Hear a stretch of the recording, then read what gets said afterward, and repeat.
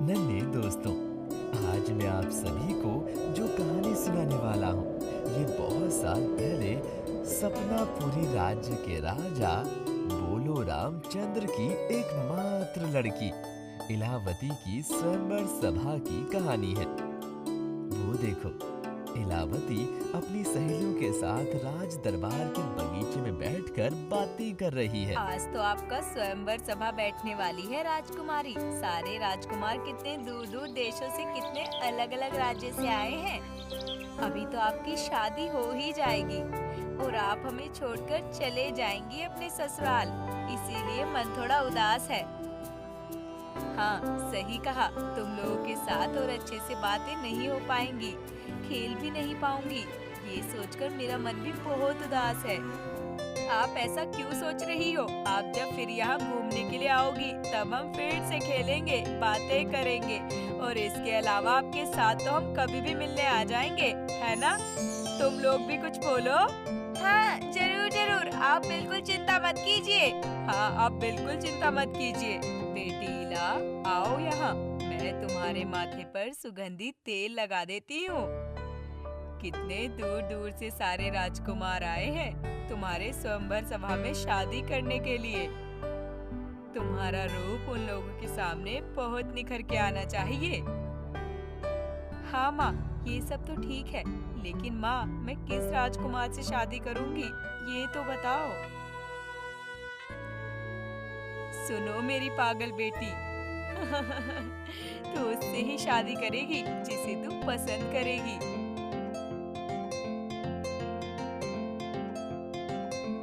इस सभा में उपस्थित सभी राजकुमारों का मैं दिल से स्वागत करता हूँ।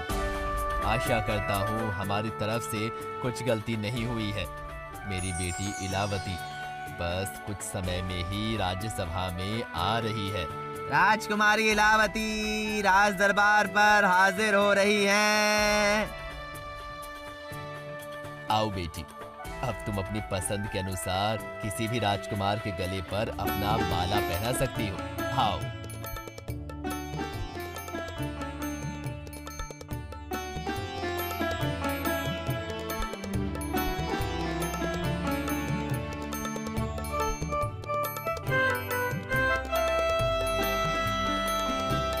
अभिनंदन महाराज। हाँ महाराज, आपको भी अभिनंदन।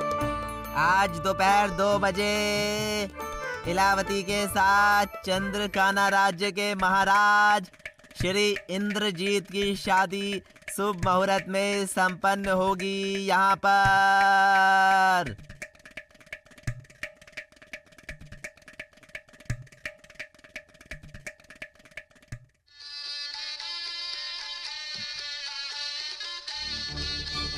महामंत्री, आप अभी राज चिकित्सक को बुलाइए और कहिए मेरी बेटी की हालत ऐसी हुई है। हाँ महाराज, मैं अभी जाकर राज चिकित्सक को लेकर आता हूँ। आप चिंता मत कीजिए महाराज। ज्यादा उत्तेजना के कारण बेहोश हो गई हैं। चिंता की कोई बात नहीं है महाराज, कुछ देर बाद ही उनको होश आ जाएगा और फिर कुछ और देर आराम करने के बाद ही राजकुमारी बेटी बिल्कुल ठीक हो जाएगी। अच्छा हुआ, मैं थोड़ा चिंता मुक्त हुआ। चलो अभी सब यहाँ से जाते हैं। इलावती बेटी थोड़ा आराम कर ले। राजकुमार इंद्रजीत, आप भी चलिए, थोड़ा आराम कर लेंगे, ठीक है? ठीक है महाराज, चलिए। सर्वनाश हो गया है महाराज, सर्वनाश हो गया है। महाराज, राजकुमारी को होश आया है या नहीं, ये देखने के लिए मैं राजकुमारी के कमरे में गई थी। जाके देखा राजकुमारी अपने कमरे में है ही क्या? नहीं। इला बेटी अपने कमरे में नहीं है? ये क्या कह रही हो दासी? फिर कहाँ गई वो? महाराज, एक बार चलिए, हम सभी जाकर देखते हैं। हो सकता है राजकुमारी अपने कमरे से बाहर हो कहीं पर। हाँ महामंत्री, आप सही कह रहे हैं, चलिए एक बार। मेरी इला, मेरी बेटी इस हालत में कहाँ चली गई?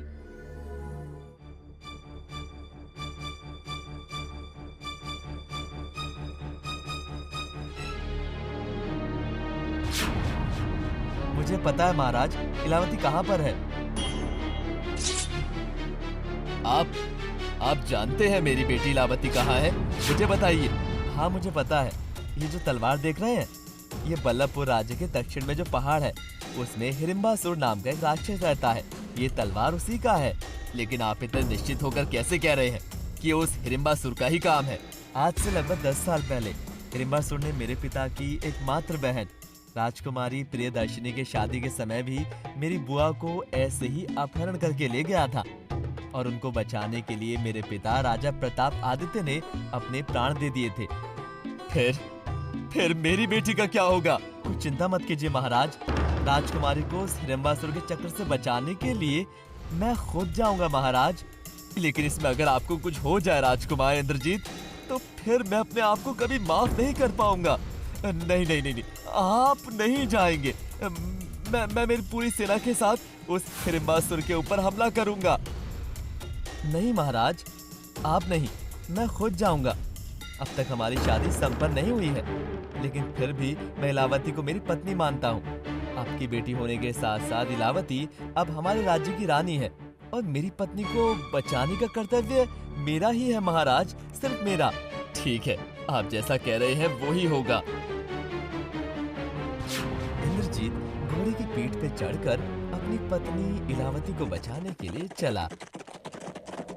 कई सारे नदी, पहाड़ और भी बहुत कुछ पढ़ करके आखिर तक पहुंचा एक पुराने और टूटे हुए मंदिर के पास। बहुत दूर आ गया हूँ, रात भी हो चुकी है। अब थोड़ा आराम कर लेता हूँ। इस मंदिर में रात को रुककर कल सुबह फिर से यात्रा शुरू करूंगा।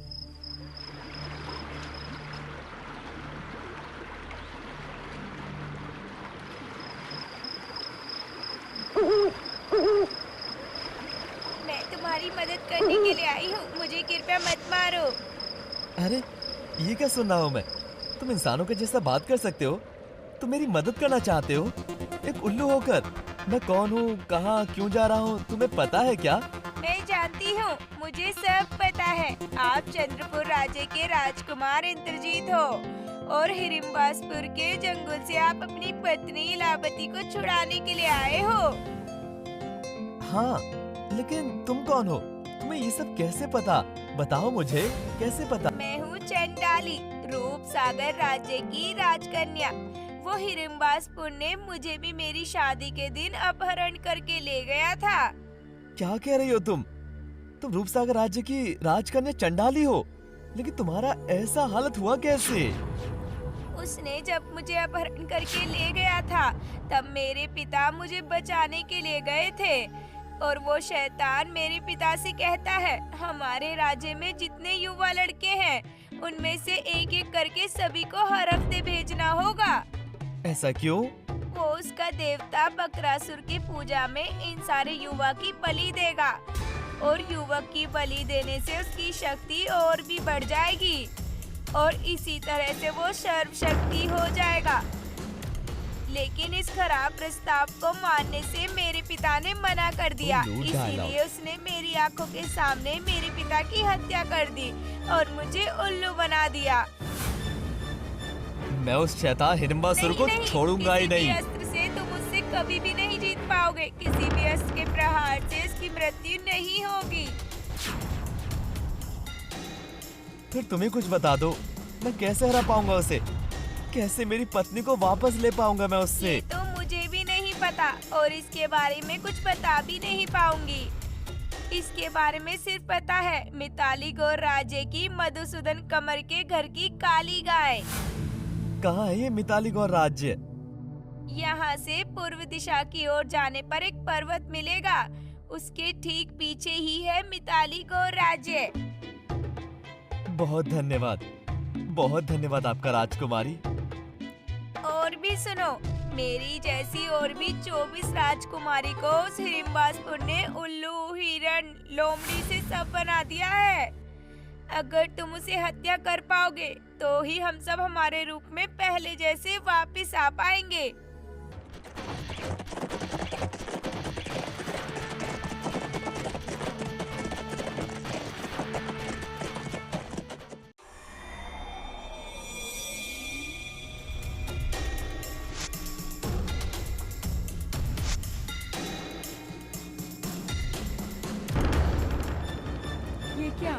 तुम कौन हो? मुझे यहाँ क्यों लेकर आए हो? मेरे पिता, मेरे पति तुम्हें बिल्कुल नहीं छोड़ेंगे। तुम्हारी मृत्यु निश्चित है। मैं हूँ हिडिंबासुर। मेरे देवता बकरासुर की पूजा के लिए मुझे चाहिए युवाओं का खून, इसीलिए मैं तुम्हें यहाँ लेकर आया हूँ। ये क्या, युवकों की बलि देना? तुम मुझे यहाँ पकड़कर क्यों लाए हो? मैं क्या युवक हूँ?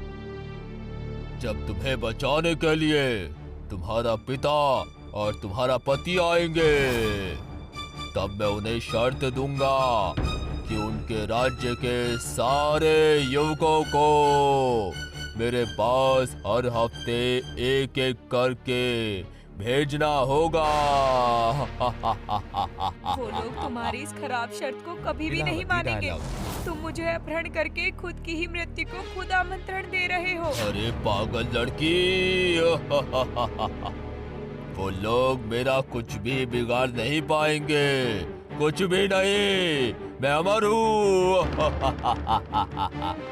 देखना चाहती हो तो देखो, वो जो तलवार देख रही हो उससे मेरा गर्दन काट दो। देखो मैं मरता हूँ या नहीं। देखो क्या हुआ, इतना सोच क्यों रही हो? देखो मैं मरता हूँ या नहीं। काटो मेरा गला।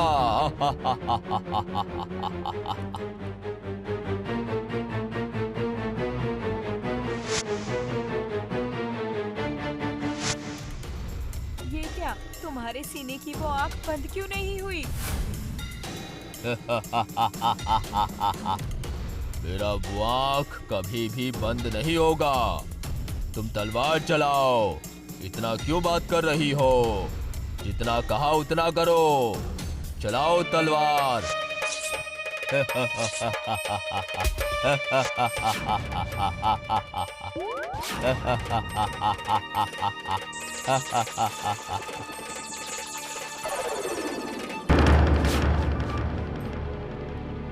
कहा था ना मैंने, कहा था ना, मैं कभी भी किसी अस्त्र के प्रहार से नहीं मरूंगा। तुम्हें पता है, तुमने मेरा गला काट के मेरी शक्ति को और बढ़ा दिया है। जितनी बार मेरा गला काटा जाएगा, उतनी बार मेरी शक्ति बढ़ेगी, समझी? उधर इंद्रजीत मिताली गौर राज्य में उपस्थित होता है। रास्ते पर एक आदमी से पूछता है, सुन रहे हैं ओ मोशाय? हाँ कहो भाई, आपको तो देखकर किसी राजवंश से लग रहे हैं। आप हो कौन? यहाँ क्यों आए हो? क्या काम है, बोलो। मैं चंद्रकाना राज्य का महाराज हूँ। मेरा नाम इंद्रजीत है। यहाँ मधुसूदन कमर का घर कहाँ है, बता पाएंगे? उनके साथ मेरा काम है कुछ। ओह जरूर जरूर, चलिए चलिए, मैं आपको लेकर चलता हूँ मधुसूदन के घर में। चलिए फिर, आपका बहुत धन्यवाद। ओ मधुसूदन भाई, कहाँ गए? देखो मधुसूदन, तुम्हारे साथ कौन मिलने के लिए आया है? कौन? निमाई आया है? हाँ, लेकिन मैं अकेला नहीं हूँ।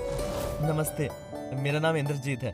चंद्रकाना राज्य का मैं महाराज हूँ। आपकी जो काली गाय है, मुझे उससे कुछ बात करनी है।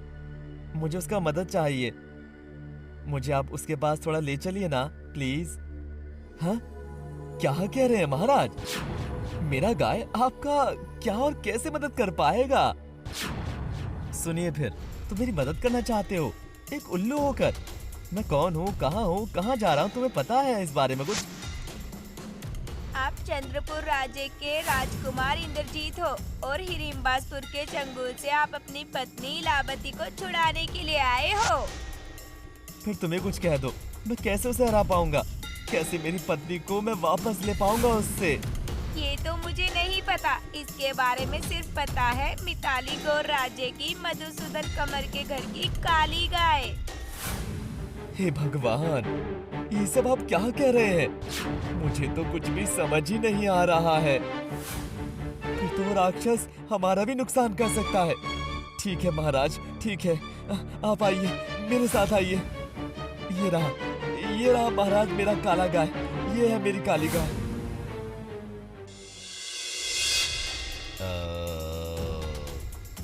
आइए महाराज इंद्रजीत, आइए।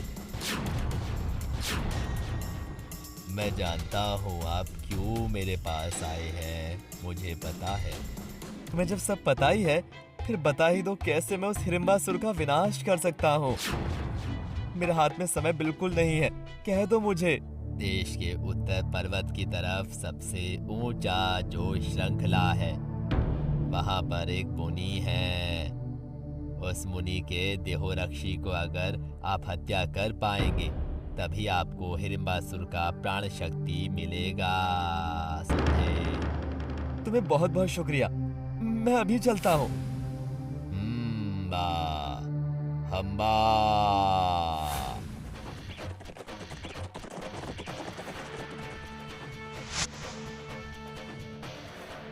ये रहा वो पर्वत श्रृंखला, यहीं पर ही है वो मुनि।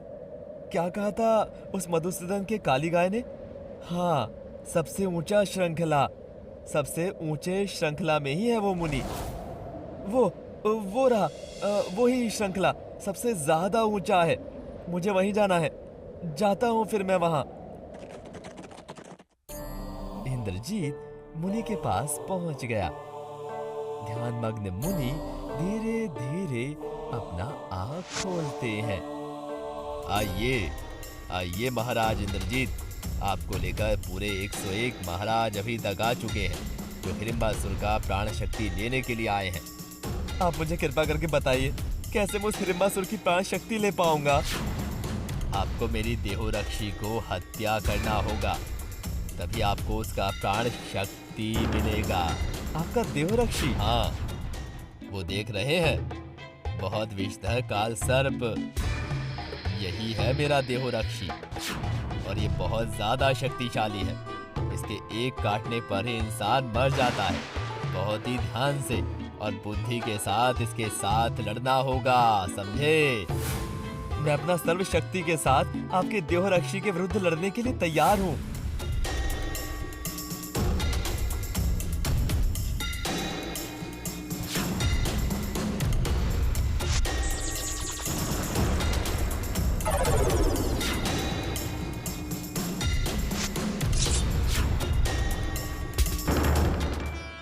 वाह, बहुत बढ़िया।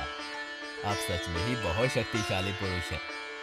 इससे पहले कोई भी मेरे देहोरक्षा सर्प से लड़ने में सक्षम नहीं हुआ था। अब मैं आपको दूंगा हिडिंबासुर का प्राण शक्ति। ये लीजिए, इसमें ही है हिडिंबासुर का प्राण शक्ति। इसके अंदर जो मधुमक्खी है, उसे खत्म करने से ही हिडिंबासुर का प्राण विनाश हो जाएगा। धन्यवाद मुनि। तथास्तु।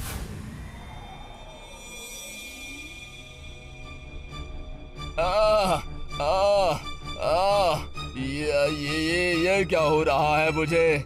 मेरा सर अचानक से क्यों दर्द हो रहा है? क्या हुआ मुझे? क्या हो रहा है मुझे? समझ में नहीं आ रहा। तुम्हारी मृत्यु करीब है।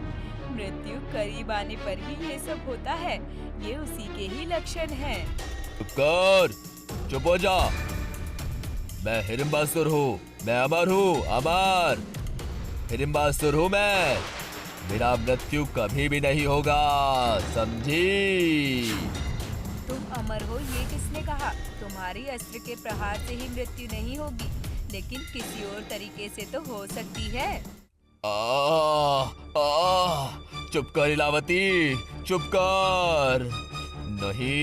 नहीं तो मैं तुम्हें मार डालूंगा, समझी? रुको। तुम मुझे कभी भी नहीं मार सकोगे, क्योंकि मुझे मरने पर तुम्हारी कोई भी शर्त पूरी नहीं होगी। मरोगे तुम, और आज ही मरोगे। मुझे मार पाएगा ऐसा कोई भी नहीं है, कोई भी नहीं। कोई नहीं मार पाएगा, कोई नहीं मार पाएगा। कोई आ।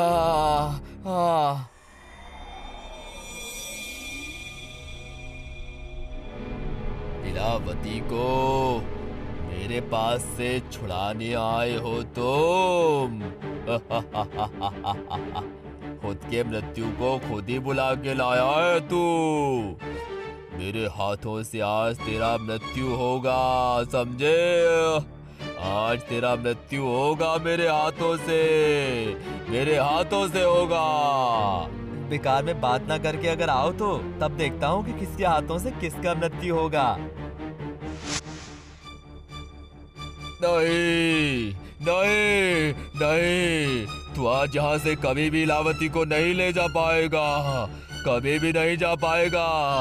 आज तुम दोनों ही मेरे हाथों से मर जाओगे। मैं दोनों को ही मार डालूंगा, दोनों को।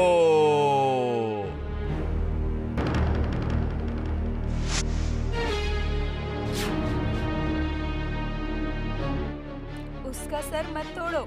अगर उसका सर तोड़ दिया जाएगा तो उसका सर फिर से आ जाएगा, और सुनो, साथ साथ उसकी शक्ति और भी ज्यादा बढ़ जाएगी। ये ले शैतान।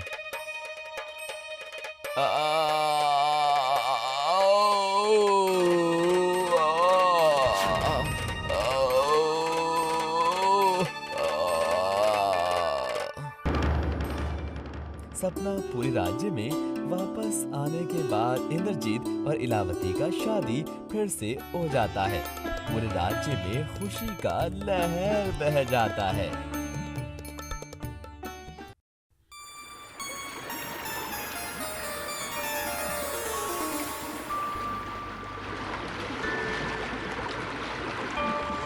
ओम नमः श्री सूर्यदेवाय नमः। ओम माता गंगा देवी नमः।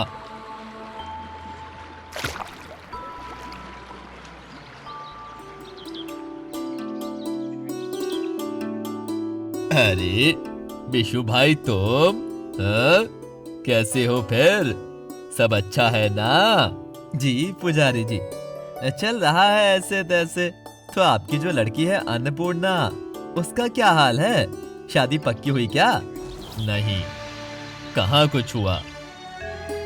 लड़के वालों का डिमांड मेरे जैसा गरीब पुजारी कैसे पूरा कर पाएगा बताओ?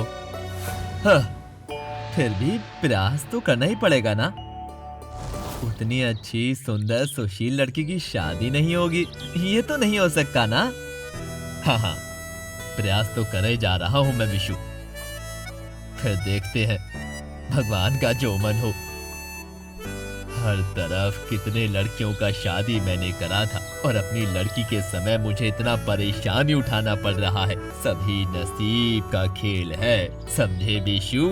आप उतना चिंता मत कीजिए, चिंता मत कीजिए पुजारी जी।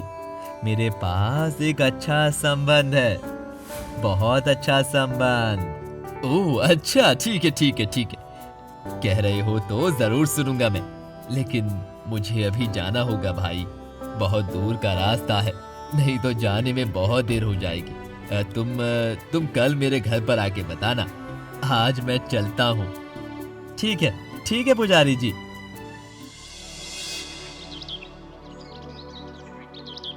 बीशु, घटक जो कह रहा था वो सुन के ही आते। एक तो बेटी की शादी नहीं हो रही है, और ऊपर से आप भी ऐसे कर रहे हो। पूरा जीवन क्या बेटी को घर पे बिठा के रखोगे?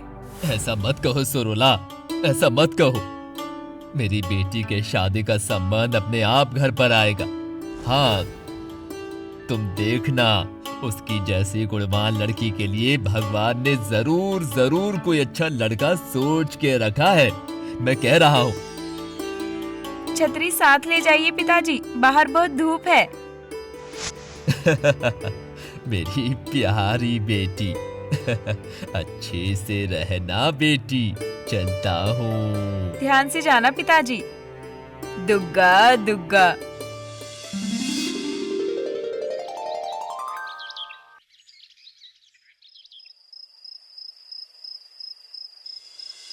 पुजारी जी घर पर हैं? कौन कौन बुला रहे हैं? मैं बिशु घटक। पुजारी जी हैं? ओ, आप। वो तो अभी तक घर नहीं आए हैं। एक अच्छा संबंध था अन्नपूर्णा बेटी के लिए। अगर अनुमति देते हैं तो फिर मैं कहता हूँ। ओ, जरूर जरूर कहेंगे।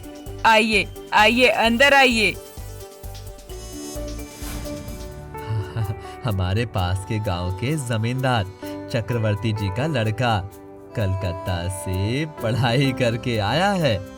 बहुत बड़े ऑफिस का बड़ा साहेब है। चक्रवर्ती जी अपने बेटे का जल्द से जल्द शादी करवाना चाहते हैं। अगर पुजारी जी एक बार बात कर लेते तो। हम लोगों के जैसे गरीब घर में उन लोगों के जैसे बड़े घर का लड़का शादी करने के लिए मानेगा क्या? नहीं नहीं नहीं नहीं नहीं, वो सब लेकर बिल्कुल मत सोचिए। उन लोगों का कोई भी डिमांड नहीं है। सिर्फ लड़की सुंदर होनी चाहिए और आप लोगों से जितना हो सके उतना देंगे बस, और कुछ नहीं। बस एक ही परेशानी है। परेशानी? क्या परेशानी है?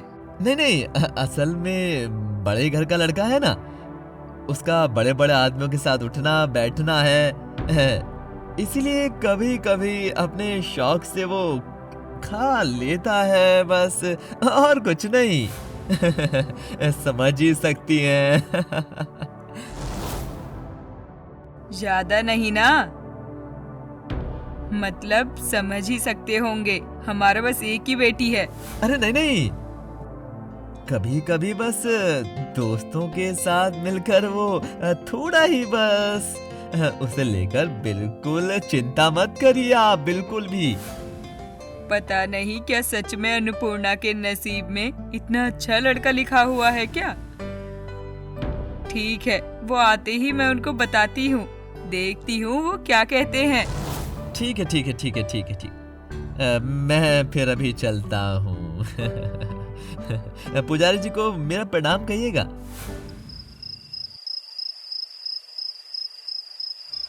कभी भी नहीं, कभी भी नहीं। अमीर घर के बिगड़े हुए लड़के के साथ मैं कभी भी अन्नपूर्णा का शादी नहीं करवाऊंगा।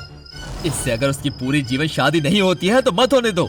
इतना अच्छा लड़का आपको और कहीं नहीं मिलेगा, कुछ नहीं लेगा। आजकल के जमाने में ऐसा लड़का आपको कहीं भी नहीं मिलेगा, और एक बार सोच के देखिए। देखो, इसे लेकर और कोई भी बात नहीं होगा। मैंने जब कह दिया शादी नहीं करवाऊंगा तो नहीं करवाऊंगा।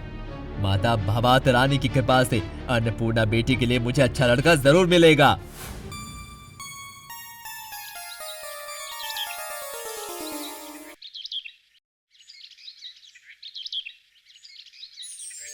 ओ पालनहारे निर्गुण ओ न्यारे, तुमरे बिन हमरा कोनो नहीं, तुमरे बिन हमरा कोनो नहीं।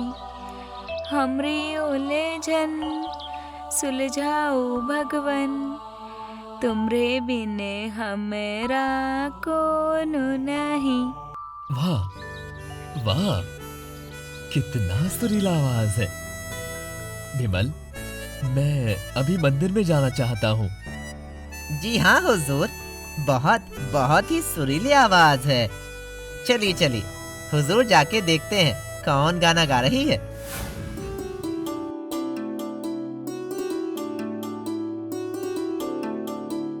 ओह बेटी, तुम्हारी बहुत प्यारी आवाज है। नाम क्या है? मेरा नाम अन्नपूर्णा है। हुजूर, ये गांव के पुजारी जी की बेटी है। ओह अच्छा, मैं कल ही पुजारी जी के घर में जाऊंगा।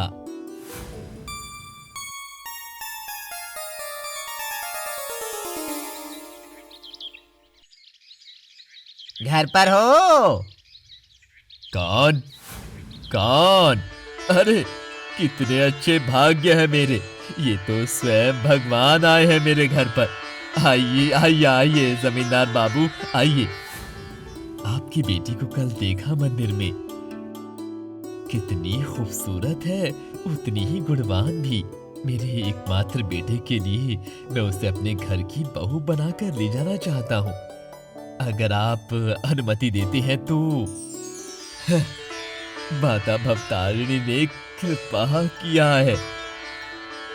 ये तो मेरा खुशनसीबी है, आपने स्वयं आकर शादी का प्रस्ताव दिया है।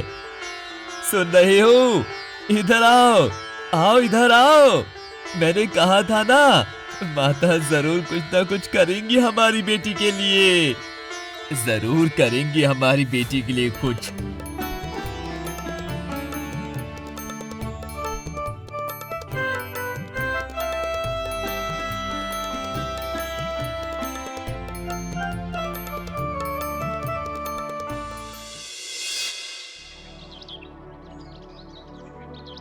बेटी के लिए मन बहुत उदास है। कितना महीना हो गया उसको देखा ही नहीं मैंने।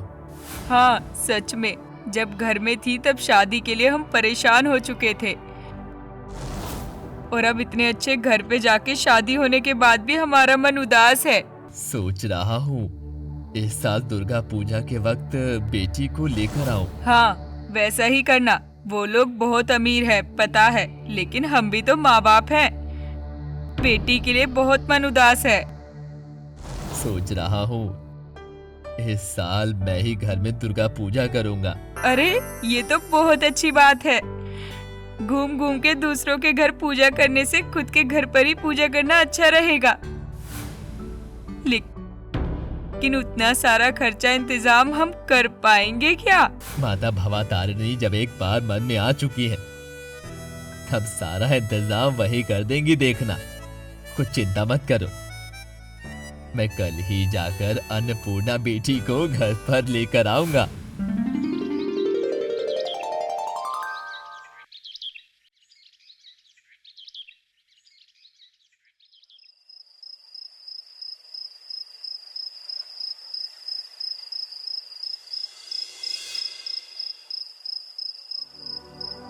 इतने दिन बाद बेटी को देखने गया, एक बार देखने तक नहीं दिया। कैसी है मेरी बेटी क्या पता। हे माता, मेरी बेटी का ध्यान रखना।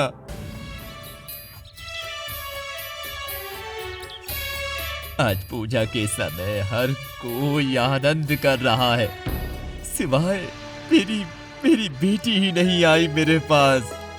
मेरी बेटी ही नहीं आई। हाँ, क्या वो लोग कभी भी हमारी बेटी को नहीं आने देंगे? हम लोग गरीब हैं, इसीलिए वो लोग ऐसे हमारा अपमान कैसे कर सकते हैं? अरे ये क्या सुरोला, तुम्हारे शरीर में तो बुखार है। क्या करूं? रुको, मैं तुम्हारे माथे पर गीला कपड़ा देता हूँ। तुम लेट जाओ, मैं देता हूँ, चलो। हाँ, आप एक बार फिर से जाइए जमींदार के पास, उनके पैर में गिरकर फिर से एक बार कहिए, वो जरूर हमारी बेटी अन्नपूर्णा को आने देंगे हमारे पास। ठीक है, तुम जब कह रही हो मैं फिर एक बार जाऊंगा उनके घर, नहीं तो मेरा पूजा मुझे बंद करना होगा।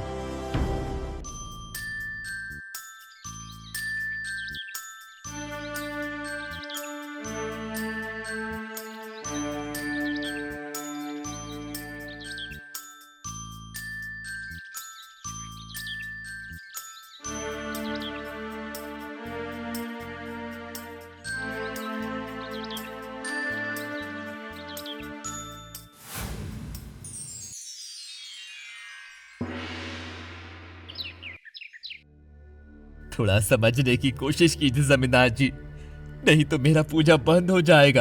अन्ना बेटी अगर नहीं जाएगी तो आपके पास तो कितना सारा आदमी है, कितने सारे रिश्तेदार हैं, लेकिन मेरे पास अन्नपूर्णा बेटे के सिवा और कुछ नहीं है। नहीं पुजारी जी, ये कैसे संभव है?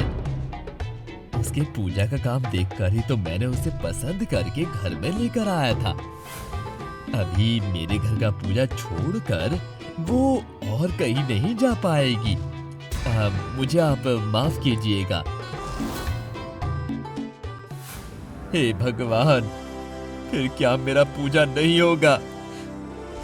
कितना बदनसीब हूँ मैं। पिताजी, पिताजी, थोड़ा रुकिए, रुकिए। कब से मैं आपको बुला रही हूँ, सुन नहीं पा रहे थे क्या? मैं चली आई हूँ, चलिए। हमारे घर पर तो पूजा का बहुत काम बाकी है। लेकिन बेटी, तुम्हारे ससुराल में कोई दिक्कत तो नहीं होगी ना? उसे लेकर आप चिंता मत कीजिए, मैंने सब कुछ इंतजाम कर लिया है। आप चलिए जल्दी जल्दी।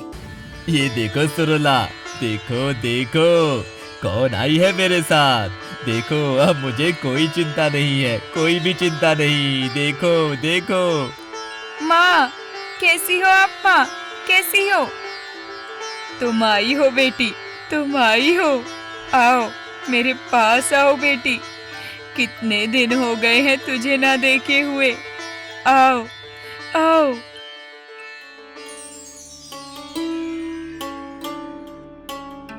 वाह कितना सुंदर है माता का मुंह। लग रहा है जैसे स्वयं माँ ही आई हो हमारे पास। मैं अपना आँख हटा ही नहीं पा रहा हूँ। सच में इतने साल से माता की मूर्ति देखती आ रही हूँ, लेकिन इतना सुंदर मुंह मैंने और कहीं नहीं देखा। माता को हर तरफ से देखो, कैसे रोशनी निकल रही है। लीजिए पिताजी, और देर मत कीजिए, अब पूजा करने के लिए बैठिए। हाँ बेटी, अब तू आ गई है, मुझे और कोई चिंता नहीं है। अपने हाथों से माता को इतने सुंदर से तुमने तैयार किया है, मेरा मन खुश हो गया। आज मैं अपने मन के आनंद से पूजा करूंगा। पिताजी, मेरी एक ख्वाहिश रखनी पड़ेगी। एक बार हम सभी को आमंत्रण देंगे। सभी को? ठीक है ठीक है, बहुत अच्छा विचार है। लेकिन बेटी, हमारे पास इतना पैसा कहाँ है? पिताजी, अगर ख्वाहिश हो तो माताजी सब इंतजाम कर देंगी। हमारे यहाँ साहद और सांधे में बहुत अंतर है बेटी। हम लोग तुम्हारे ससुराल जितना अमीर नहीं है, तुम्हें तो सब पता है। फिर ये पागलपन क्यों कर रही हो बेटी? मैंने कहा ना, माता हर ख्वाहिश पूरी करेंगी। आप पूजा में बैठिए, मैं सभी को अभी जाकर आमंत्रण दे के आती हूँ। हम लोगों को एक ही लड़की है, जब उसका मन हुआ है तब करने दो उसे, जो भी मन हो उसका। माता जरूर कुछ इंतजाम करेंगी। सभी माँ भवा तारिणी का आदेश है। आप देखना माता, जाता हूँ, पूजा में बैठता हूँ, देर हो गया है। ओम सर्वमंगलय शिव सर्वाधय साधिके शरण्यं त्र्यंबकं गौरी नारायणे नमोस्तुते।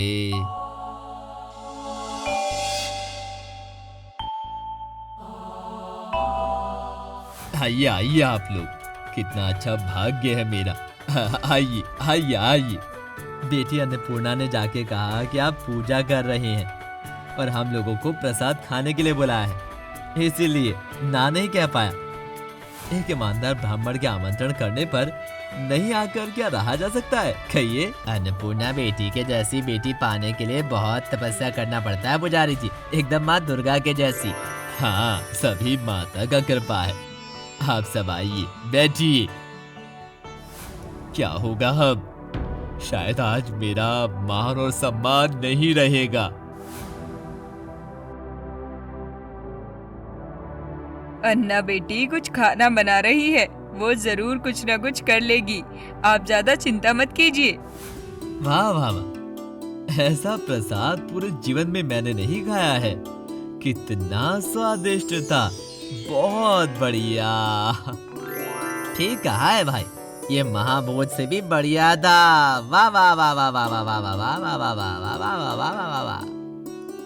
आप सब आकर मेरे घर में प्रसाद खाया, ये मेरे लिए बहुत खुशी की बात है।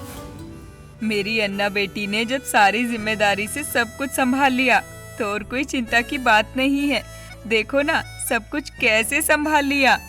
अच्छे से रहना बेटी, खुश रहना, खुश रहो। माता की कृपा से पूजा बहुत अच्छे से हो गया। आज आखिरी दिन है, इसीलिए मन थोड़ा उदास है। कुछ दिन कैसे बीत गए पता ही नहीं चले माता के। अब इसका ससुराल जाने का वक्त है। और मेरी बेटी भी तो चली जाएगी।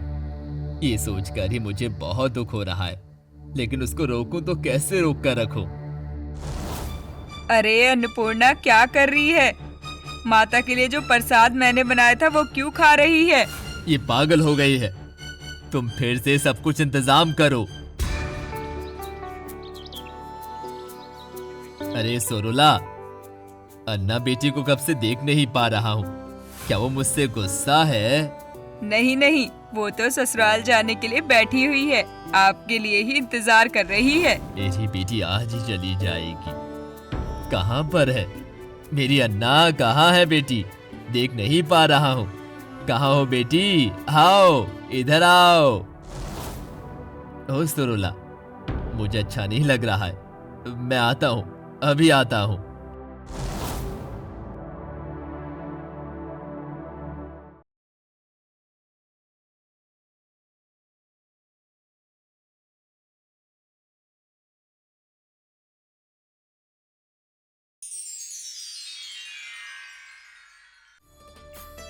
पिताजी, आप आए हो? अरे बेटी, तुम हमें बिना बताए क्यों चली आई हो?